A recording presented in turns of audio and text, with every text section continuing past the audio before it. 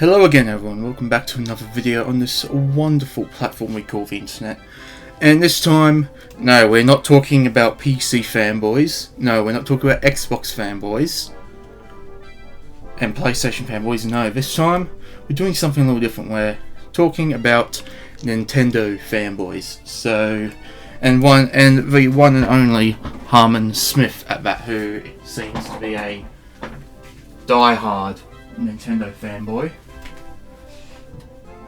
And for those not familiar with him, well, as you just heard, he's a Nintendo fanboy, and basically anything that is not on the Switch is, well, garbage. Anything that's not Nintendo, because according to him, Nintendo reigns supreme in everything, in terms of console sales, game sales, you name it. So this time I decided to treat you to not one, but two of his high quality videos, so I figured we will get into it.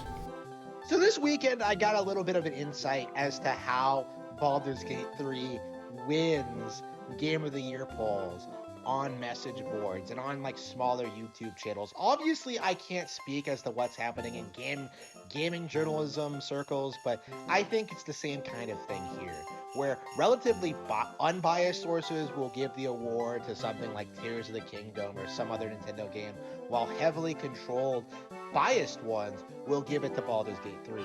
And we saw this today when it comes to the Emperor's Game of the Year poll, where like he has a Game of the Year selection open to the public, right?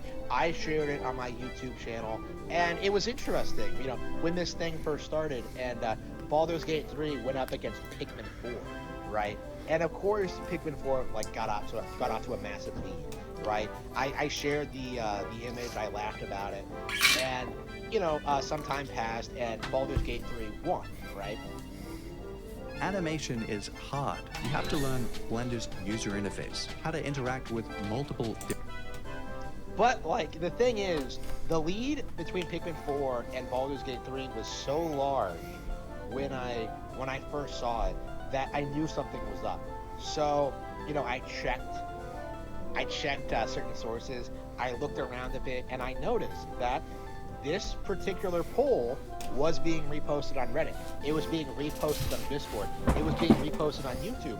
Like, telling people, go to this poll and vote for Baldur's Gate 3. Right? Baldur's Gate 3 fans were trying to rally to vote for a completely, well, I hate saying completely irrelevant, but for a YouTuber's Game of the Year poll in order to, like, own the haters, to own Black Cat Book 64, to own Harman Smith, to give him an L. And what happens? You know, like, Baldur's Gate 3 gets stomped, you know, by Metroid Prime Remastered, of all things, and then that gets stomped by Tears of the Kingdom, which wins the entire thing, right? So it's like, okay, what exactly did you accomplish? Well, for starters, Baldur's Gate 3 did win Game of the Year, and more than likely that whole voting thing was a thing of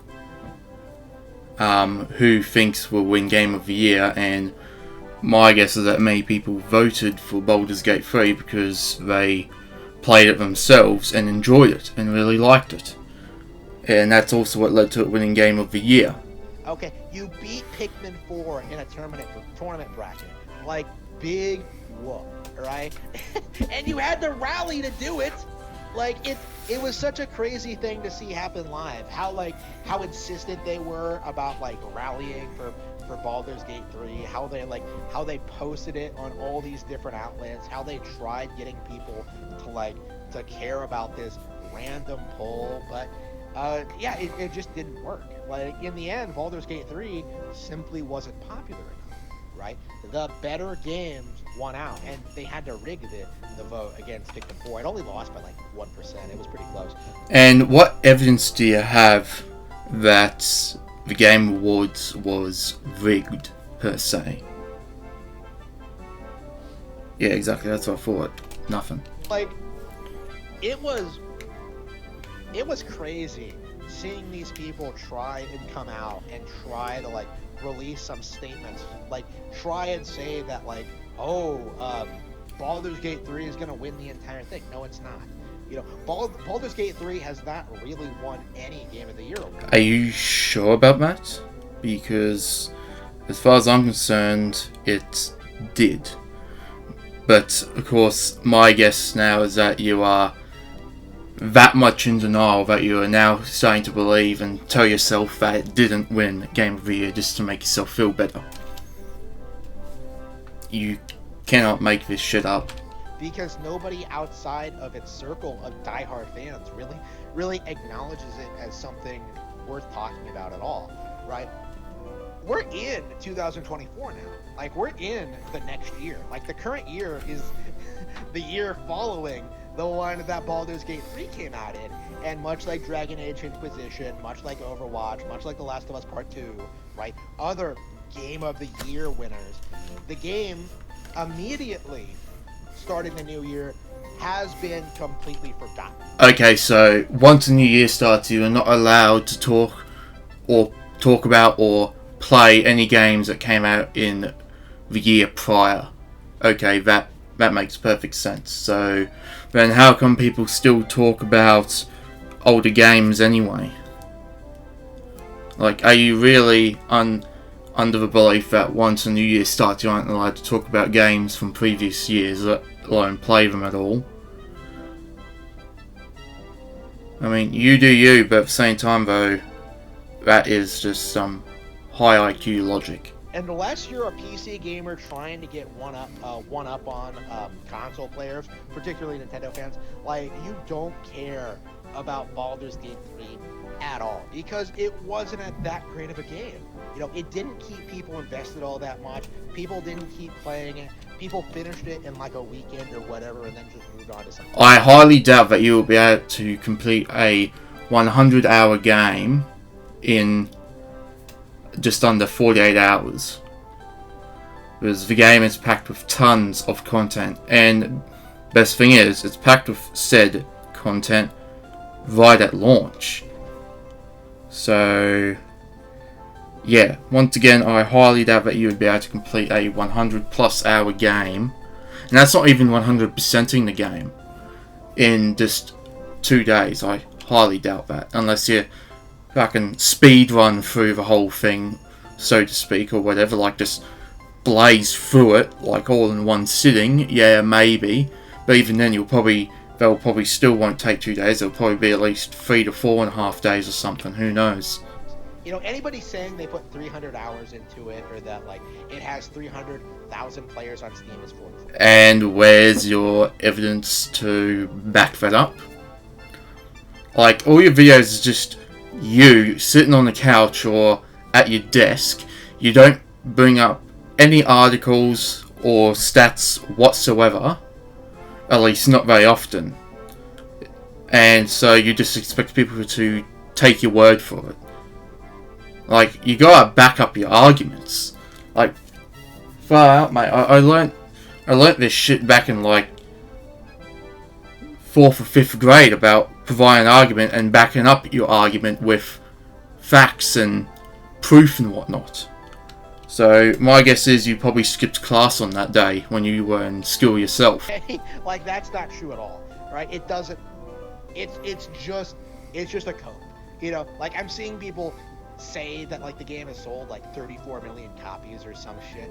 Like, okay, like if Baldur's Gate 3 really sold that many copies, why is Larian not coming out and contesting Hogwarts Legacy claim, the Avalanche's claim that Hogwarts Legacy is the best-selling game of this year?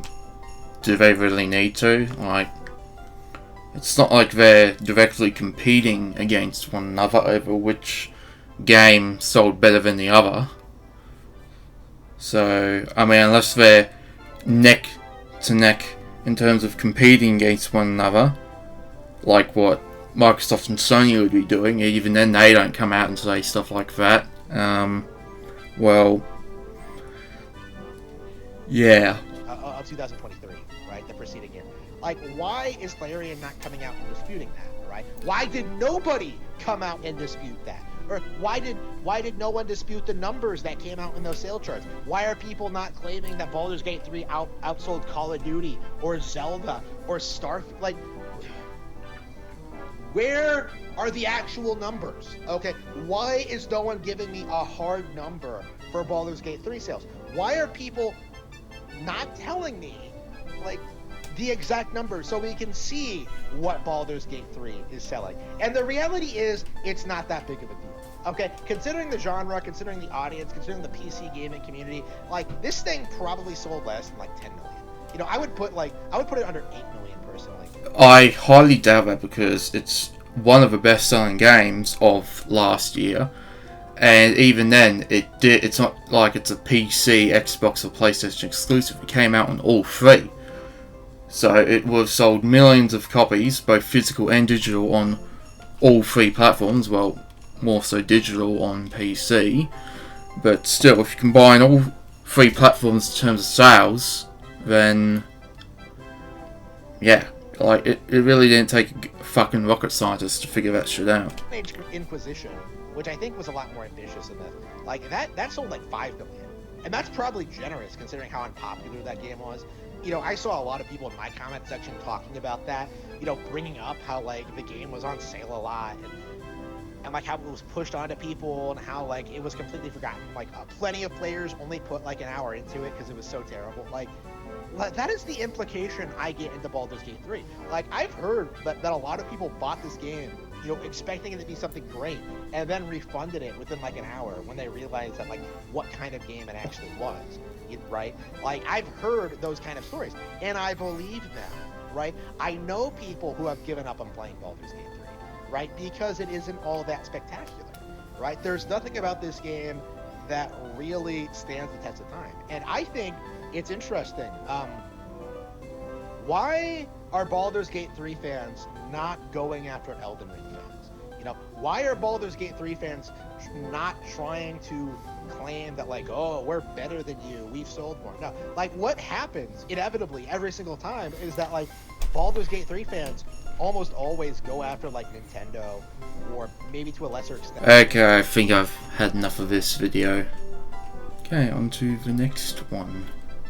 Not once over the past week have I heard anyone discuss the gameplay or what Palworld actually is as a game. All I've seen is people try to gaslight you into thinking the game is completely original and not an infringement on Pokemon's copyright. They've been bending over backwards trying to say it's better than Pokemon, it does more things than Pokemon does.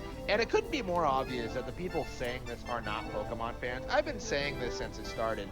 But I do think it's time, now that it's been a week, to kind of address the elephant in the room. And that is the fact that the gameplay itself is wholly unoriginal. Right? The gameplay is not fun. The game is unfinished. It's glitchy, it's buggy, it is objectively not a good video game. That is actually subjective, and while yes, it is buggy, it's definitely not a perfect game, but it still is pretty damn good, or at least from what I've heard. I haven't played it myself and probably won't really, but, well, yeah, but to say that it's completely buggy and unfinished is just untrue. I just saw from one of my major detractors, the guy who tags me every day, Justin Diems, I just saw that he admitted he had to drop the game because it was crashing on him near constantly. And I've seen a bunch of people, like, come out and say, oh, that's not happening, it's rigged or whatever. Well, first of all, that's proof that PC gaming is fundamentally flawed. Not really. I mean, yeah, there are pros and cons to console and PC, but, well, yeah.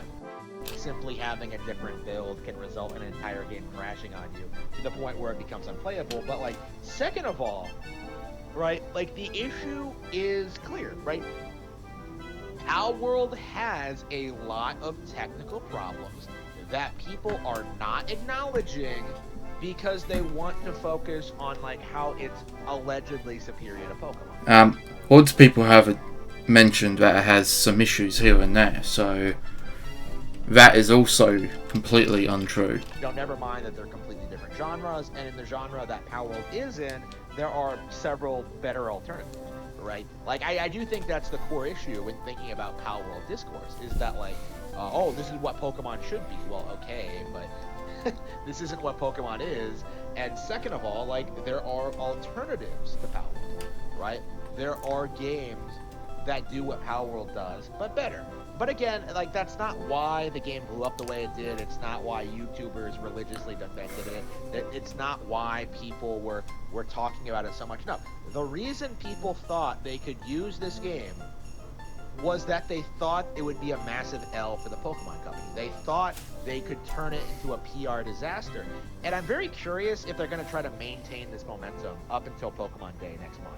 I find the timing of Palworld's release very interesting because, you know, it blew up. People, like, wouldn't shut up about it for, like, a day. And now it's kind of faded away. And now it's, like, it's becoming more and more obvious that the game just doesn't really have any longevity to it. That's kind of how most games work, is, like, shortly after they come out, there's hype around them, and then it slowly, somewhat dies down. Because, once again, that's kind of how this shit works. Like, it was heavily astroturf, people downplayed the problems. Like, the game wasn't good to begin with, right? But you didn't see people admit it. Like, all anybody could talk about was like, oh, it sold 8 million copies. Yeah, it became a meme. You might as well say that, like, oh, FNAF is on Five Nights at Freddy's is on par with the Super Mario Bros. Movie because, you know, those games get pumped out all the time. And, you know, the movie was successful. No, like, the difference in quality between FNAF and Mario is very, very clear and very distinct. Like, you would be an idiot if you actually made that argument. But, like, yeah, it's the same thing with Power, right? Like, a plagiarized product is never, ever going to surpass the original, because the original is always going to innovate and always evolve and always do new things with it. I know the big meme right now among the community is that Pokemon does not evolve, but that is 100% not true. Pokemon evolves and innovates more than most major franchises. Right? Just look at how Pokemon manages to evolve compared to Call of Duty. Right? You have a clearly defined expectation as to what you're going to get with each new generation. You know, a whole new cast of Pokemon, a whole new region to explore, like, you know, balance changes, more things to do, new features. Like, there are reasons to play every new Pokemon game. It's not like we're sitting here playing the same games we're playing for the 90s near constant. I've not really played Pokemon myself, so I'm just going to go out on a limb and say that from what I've seen, it's somewhat the same thing with each game. Not saying it's the same old crap, but just the premise behind it just seems to be the same thing. But I'm not really sure because I haven't really played any. But if you compare to other games such as Need for Speed and Mortal Kombat and all that, like, when Need for Speed first came out, it wasn't even open world. It wasn't until Need for Speed Underground 2 that they started going with this open world street racing premise. And Mortal Kombat was 2D, and then it went to actually like 3D arenas and stuff like that. And now it's regressed back to 2D, but they've changed over years, and so yeah, like, and also the introduction of the fatal blows and X-rays and enhanced bars and whatnot. So, like, there were no fatal blows and X-rays and whatnot when Mortal Kombat 1 back in 1992 or whatever first came out. So those two, I think, are like the best examples of games from the 90s and whatnot evolving over the years, while also regressing back at least just a bit. So yeah, so that's just my 2 cents worth in this point. And then once again with my point on Pokemon, well, I think it's changed too much, I think. So yeah. Right, Pokemon has remained very, very relevant for almost 30 years for this exact reason, is that it does innovate. It does bring in new fans constantly. It does do a lot to keep a lot of older fans happy. And, like, I am very, very tired of this mindset among shills, right? Among, like, the YouTube community, that they don't, right? It's so obviously fake to me that the people who criticize Pokemon don't know the first thing about it, that it's honestly kind of laughable. And the way they'll try to always, the trick they'll always pull is that they'll try to tell you that, like, oh, I was a huge Pokemon fan back in the Game Boy days, but I lost interest because the games didn't change. They didn't become action-based. They didn't grow up with me. Like, it's a trick, right? This is what I mean when I call people pretendos, right? Because if you say you just don't like Pokemon and that you never will, and that, like, there's nothing that anyone could possibly do to get you to play the games, like, nobody would pay attention to you, right? All anybody would do would just be like, yeah, whatever, you're not a fan, whatever. But by pretending to be a hardcore fan, by doing this thing where you act as if, oh man, I used to love Pokemon back in the day, it's such a travesty to see what it turned out into, right? By doing it that way, people take you a little bit more seriously. But the issue is, they've been doing it so much and for so long that people are beginning to, like, start questioning their motives, right? You know, Palworld, I think, very well may be the beginning of the end of their credibility, because these people swore up and down that Palworld was better than Pokemon, that it was completely original, that it was just way more successful than any Pokemon game. It's not. I do not think they ever once said that at all. Like, I have not played Pokemon nor Palworld, and yet even I know for a fact that they more than likely did not ever say that once. So once again, you're just making shit up, not providing a true argument, and just expect people to take your word for it. Like, they did everything they possibly could to try and prop this thing up, specifically to try and ruin Pokemon, ruin its, like, reputation among the gaming community, and yet it's not working, right? Like, it's crazy, like, over the past couple of days, just how the conversation has shifted. You know, I'm seeing more and more people talk about Pokemon. I'm seeing more and more people acknowledge how good Scarlet and Violet actually is. Legends Arceus, I think, has finally gotten the mainstream recognition. Okay, I think that is enough. I really do not feel like watching anymore. Because I want to go on with my own things, and also because I'm losing brain cells, so